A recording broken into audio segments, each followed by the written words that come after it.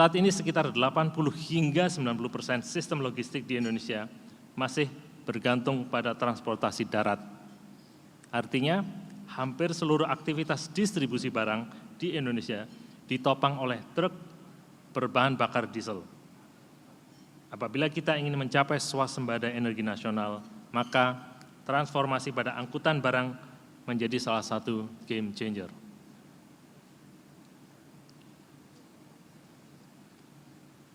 Bapak dan Ibu sekalian, pemerintah telah mengambil langkah taktis melalui kebijakan mandatori biodiesel yang terus berkembang dari B50, dari B30, kemudian B35, B40 hingga mencapai B50 yang diluncurkan pada bulan ini. Kebijakan ini terbukti mampu menekan kebutuhan impor solar. Pada tahun 2024, sekitar 36,2% pasokan diesel nasional telah berasal dari biodiesel. Sementara impor diesel turun menjadi sekitar 11,8% dari total pasokan.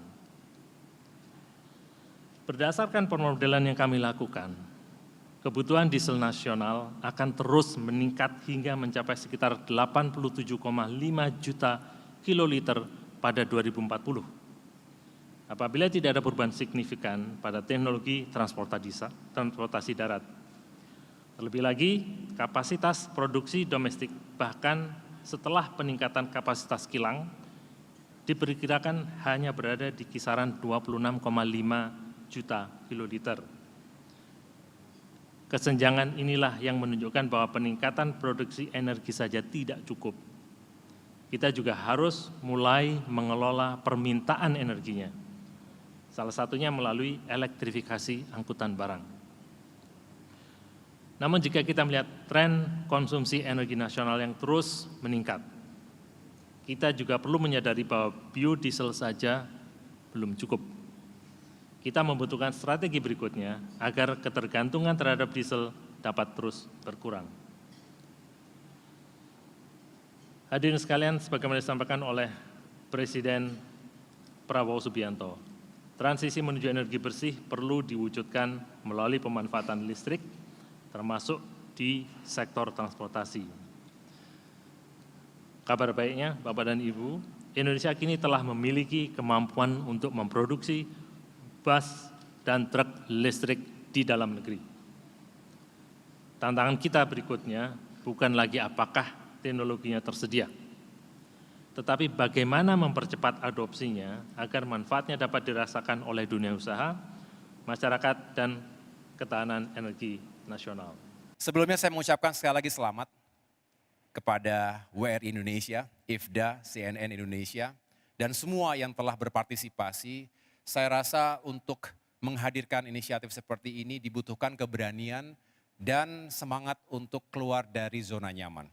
Kita harus tabrak status quo yang seringkali membuat kita berada dalam silo-silo, ego dari masing-masing institusi, termasuk pemerintah. Saya sering mengatakan ada barrier yang harus kita dobrak demi tujuan bersama yang lebih besar. Nah, kita mulai dari apa yang terjadi di dunia. Selalu kita melihat big picture-nya. Bapak Ibu yang saya hormati, kita pasti mengikuti bahwa saat ini ketegangan geopolitik, konflik, perang terus terjadi berbagai kawasan. Termasuk di Timur Tengah. Kita seringkali kena prank. Hari ini perjanjian damai, besoknya oke, lusanya serang lagi. Dan terus seperti itu, sehingga penuh dengan gejolak, kejutan, dan ketidakpastian. Ini berdampak pada suplai energi dunia. Selat Hormuz, bayangkan, satu selat itu menentukan rantai pasok energi global. Harga bisa melambung tinggi, padahal asumsi dalam perencanaan pembangunan menggunakan standar harga yang normal. Tapi begitu terjadi lonjakan, tadi Pak Koni menyampaikan berapa subsidi yang harus dikeluarkan oleh pemerintah untuk mengcover gap kenaikan harga minyak dunia tersebut.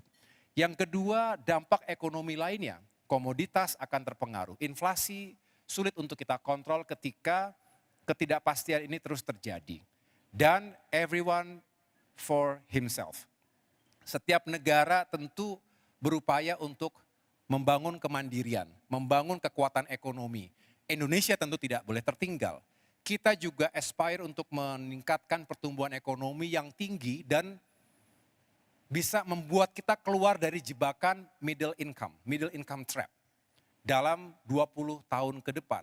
Jangan sampai bonus demografi yang kita miliki tidak menjadi apa-apa ketika kita tidak bisa meningkatkan produktivitas dan akhirnya membuat kita graduate menjadi negara berpendapatan tinggi. Technological disruption, disrupsi teknologi terjadi di sana-sini, termasuk sekarang kita hidup dalam rezim artificial intelligence. Ini sebuah game changer yang begitu monumental dalam peradaban bangsa, peradaban manusia.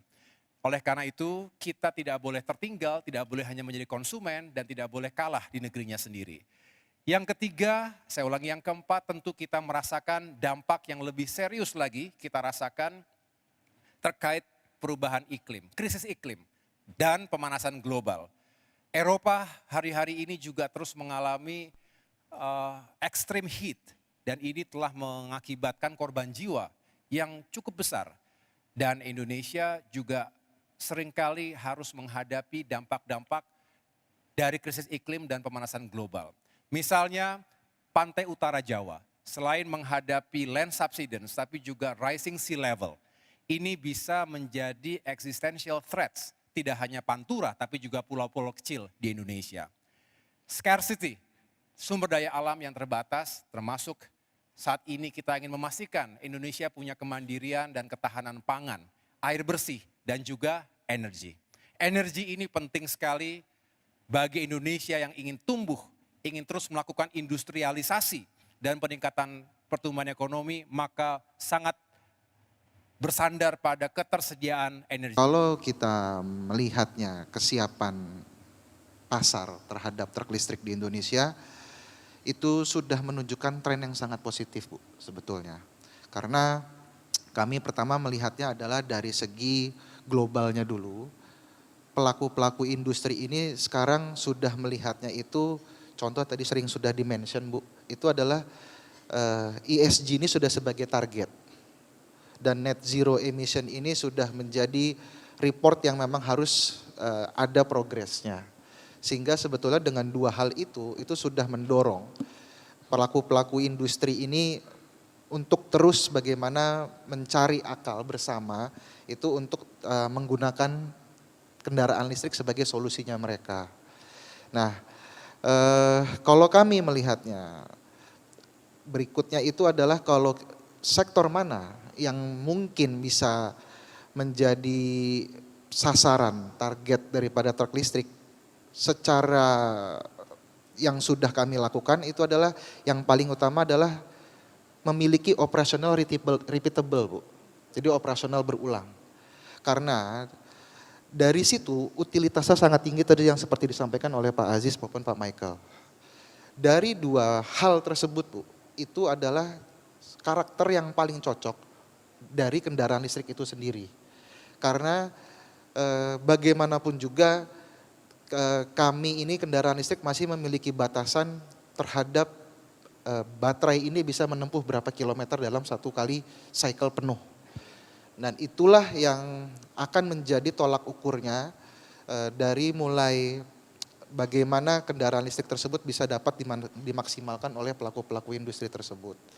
Kalau kita melihat dari sudut pandang yang lain ya, jadi saya ingin mengajak kita semua melihat dari sudut pandang industri.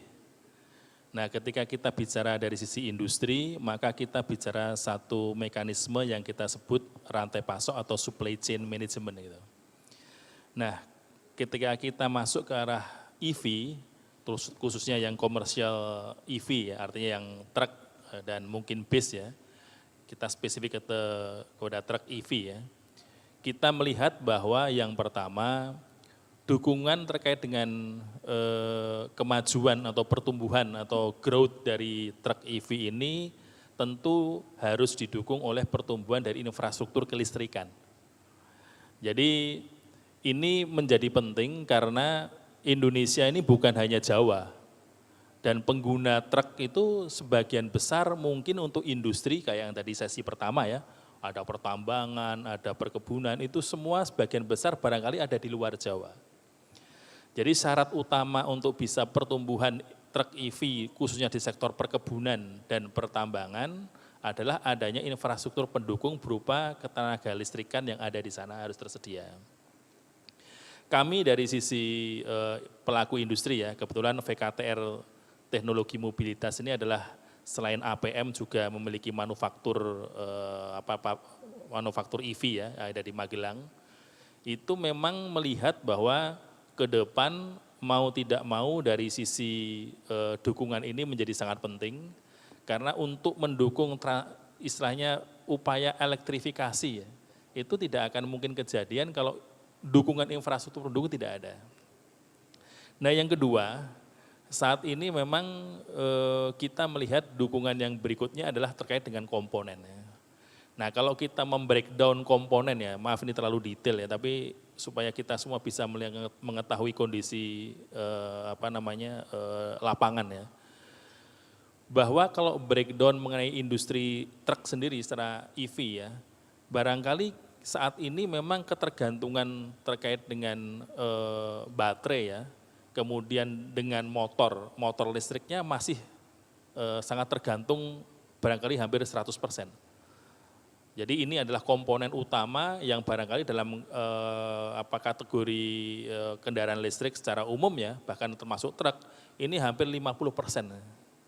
Nah, yang lainnya mungkin barangkali chassis, kemudian assembly, kemudian mungkin terkait dengan karoseri ya, itu mungkin bisa dikerjakan di dalam negeri. Gitu. VKTR sendiri saat ini sudah TKDN-nya sudah 40%, ya kan, untuk base ya, kita ada base dan juga secara umum juga truknya ini sudah kita coba kembangkan proses untuk TKDN-nya, sehingga dalam sisi supply chain-nya untuk parts dan komponennya ini mungkin barangkali perlu ada upaya untuk mendorong ke sana. Jadi selain komponen utama yang tadi chassis, kemudian baterai, kemudian karoseri, assembly, desain dan segala macam motor gitu ya, ada juga yang sebenarnya perlu didorong oleh pemegang kebijakan, itu adalah mendorong terkait dengan industri komponennya. Walaupun industri komponennya sebenarnya barangkali hampir sama dengan ada yang di ICE ya, tetapi ada beberapa hal yang lebih spesifik, misalnya mendorong pertumbuhan industri fleet management. Ya, terkait dengan fleet management ini kan ada satu hal yang berbeda sendiri gitu. Oleh sebab itu kita melihat dua hal itu yang menjadi salah satu concern untuk pertumbuhan dari industri EV ini, Pak. Begitu. Pertama saya mengucapkan selamat kepada WRI Indonesia dan IFDA, Indonesia Freight Decarbonization Accelerator, sebuah inisiatif yang diusung oleh Bapak Wirarta Samadi dan teman-teman yang tujuan utamanya adalah menghadirkan solusi, terus mengambil bagian dalam upaya menuju Indonesia yang semakin berkelanjutan. Tadi dalam paparan saya menyampaikan sebetulnya yang tengah kita kawal bersama-sama bagi Indonesia di tengah-tengah dinamika dan gejolak dunia yang penuh dengan ketidakpastian, termasuk seringkali perang mengakibatkan disrupsi pada rantai pasok energi dunia, akan meningkat harga minyak dan berpengaruh pada komoditas barang yang lain, perdagangan juga akan sangat berdampak. Maka Indonesia harus punya semangat untuk mewujudkan kemandirian energi. Energy security ini penting, elemen utama, karena 280 juta orang penduduk kita, dengan semangat kita ingin terus meningkatkan pertumbuhan ekonomi, industri, meningkatkan kesejahteraan masyarakat, maka diperlukan suplai energi yang cukup, affordable, terjangkau harganya, dan juga tidak terganggu, uninterrupted. Namun demikian, kita paham juga bahwa ini memiliki konsekuensi. Dengan semakin besar energi yang kita butuhkan, semakin besar pula emisi CO2-nya, emisi karbonnya. Padahal ini buruk bagi bumi dan lingkungan hidup kita, bagi kesehatan kita, dan juga seringkali mengakibatkan krisis bukan hanya lingkungan tapi juga kesehatan. Oleh karena itu semangatnya bagaimana kita juga melakukan transisi energi baru terbarukan. Dekarbonisasi ini harus dilakukan secara serius termasuk di sektor transportasi. Petanya begini, dari komposisi emisi karbon di Indonesia itu 55%-nya berasal dari sektor energi. Jika dibedah sektor energi tersebut, maka 22%-nya dari sektor transportasi. Dan jika dibedah dari 22% itu 89%-nya berasal dari transportasi darat. Dan kalau kita bedah lagi, tentu kontribusi dari kendaraan heavy duty, kendaraan berat, ini juga signifikan. Jumlah truk tadi Pak Poni mengatakan tidak terlalu banyak dibandingkan dengan populasi kendaraan di Indonesia. Mungkin sekitar 3 jutaan saja. Saya ulangi, betul ya, 3 jutaan saja. Tetapi kontribusi, saya ulangi, 3%. Tetapi kontribusi terhadap emisi karbon itu bisa 31%. Jadi signifikan. Oleh karena itu, semangatnya adalah bagaimana kita menggunakan energi yang lebih efisien, tapi yang kedua kita sudah mengarah pada elektrifikasi kendaraan. Dan ini perlu policy, perlu pengawalan kita semuanya dan edukasi bagi masyarakat. Ada insentif yang harus diberikan. Dan pada akhirnya kita juga ingin mengembangkan kendaraan listrik, termasuk truk listrik, bis listrik dalam negeri. Nah ini yang juga menjadi salah satu solusi yang kita sedang kawal. Tapi pada akhirnya kita ingin memastikan bahwa pembangunan tidak boleh terhenti dan kita ingin memastikan apa yang kita lakukan hari ini juga bertanggung jawab terhadap masa depan anak cucu kita. Jadi inilah semangat dari acara ini. Jumlah yang semakin besar akan mengurangi beban impor kita, beban impor solar dengan biodiesel B50. Dan ini jika sekali lagi semakin besar supply yang kita miliki, maka ini akan menekan impor. Padahal impor itu sangat tergantung pada fluktuasi harga minyak dunia. Ketika perang terjadi, ketika Hormuz bisa dikatakan terdisrupsi, ada blokade, maka ini akan berdampak pada supply bagi Indonesia dan harga.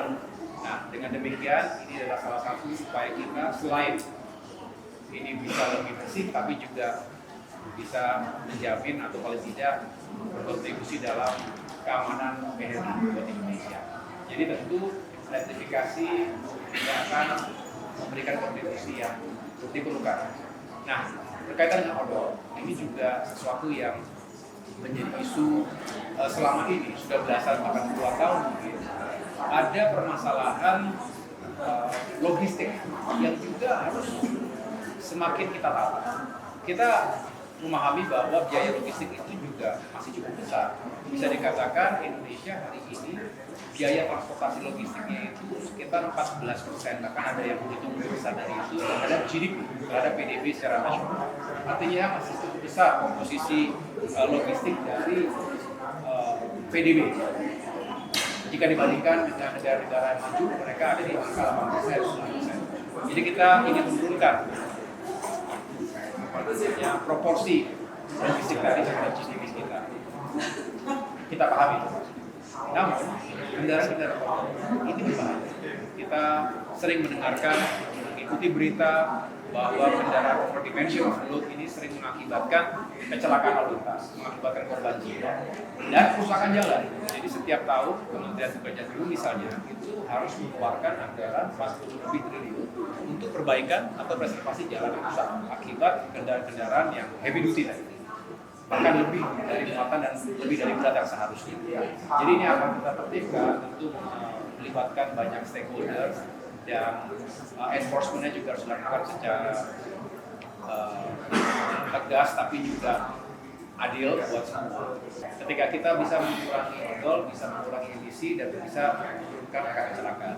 Tapi solusi lainnya juga harus disiapkan, misalnya pengembangan jalur kereta untuk logistik, pengembangan kapasitas maritim logistik yang juga semakin memadai agar penggunaan jalan raya semakin.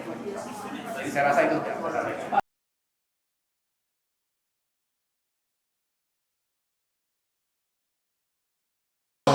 Kalau menurut kami, tren elektrifikasi ini sudah sangat positif yang ada di Indonesia, apalagi kalau kita bicara truk listrik, dengan adanya sudah adopsi di beberapa sektor industri yang terus semakin meningkat, dengan kalaupun tantangannya yang akan semakin berbeda, karena kita tahu setiap sektor ekonomi itu pasti memiliki kebutuhan yang berbeda, unifikasi yang berbeda, rute yang berbeda, jarak yang berbeda, tapi dengan segala semua tantangan itu, kami melihat secara nyata tren ini semakin terus mendorong positif dengan adanya kebutuhan efisiensi operasional biaya yang dibutuhkan oleh pelaku usaha di setiap sektor ekonomi, sehingga kami terus yakin optimis bahwa ini akan terus berkembang dengan sangat baik. Oke.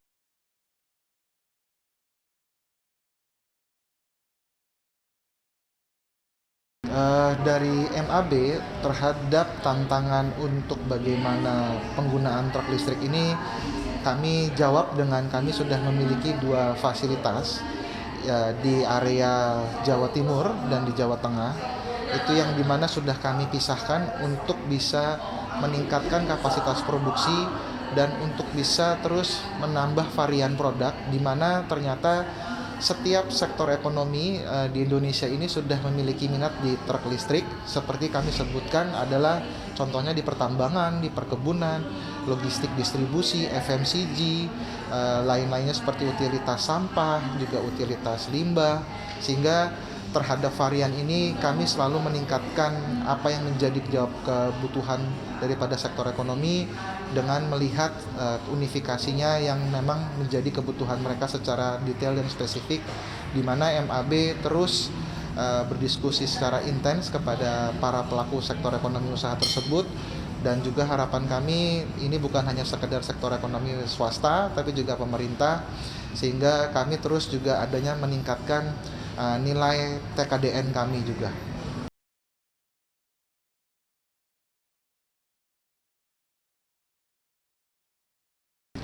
Untuk kita bicara berdasarkan yang sudah paling banyak secara masif menggunakan, tentu kami akan sampaikan adalah pertambangan. Karena kami lihat dari apa yang digunakan, memang itu menjadi suatu hal yang paling efektif, karena pertambangan ini bicara tantangan kepada bahan bakar yang mereka gunakan secara masif menggunakan truk-truk yang sangat besar, sehingga tidak ada lagi pilihan selain bagi mereka adalah untuk melakukan diversifikasi kepada truk listrik. Dan yang lainnya juga adalah tantangan kepada ESG maupun net zero emission yang mereka juga harus segera penuhi, karena bisnis mereka sendiri adalah juga yang harus selalu meningkatkan ESG dan net zero emission.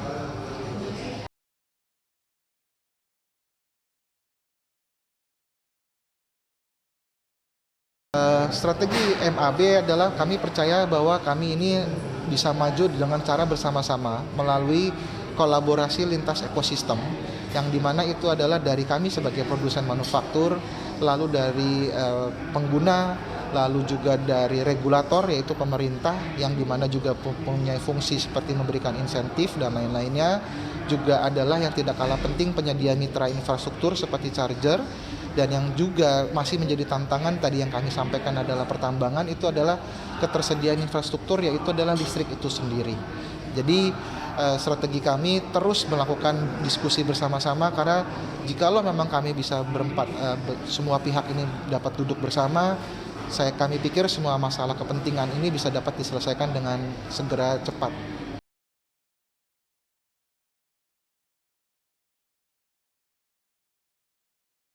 Acara ini sangat bermanfaat ya, terutama bagi para pengguna EV, para produsen EV, dan juga para pengamat EV, sehingga kita bisa bekerja sama untuk bisa membuat suatu ekosistem terkait dengan kemajuan EV di Indonesia.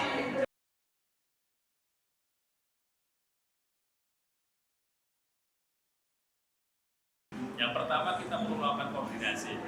Bagaimanapun juga EV yang ada di Indonesia ini bukan satu dorongan kebijakan, satu koordinasi yang barangkali lintas sektoral, sehingga EV ini bisa bermanfaat bagi masyarakat kebanyakan. Yang kedua, kita butuh kolaborasi semua industri, dari pemerintah, kemudian pelaku usaha, kemudian customer, sehingga kita bisa menjadikan EV ini sebagai salah satu bagian untuk mendukung dekarbonisasi di Indonesia.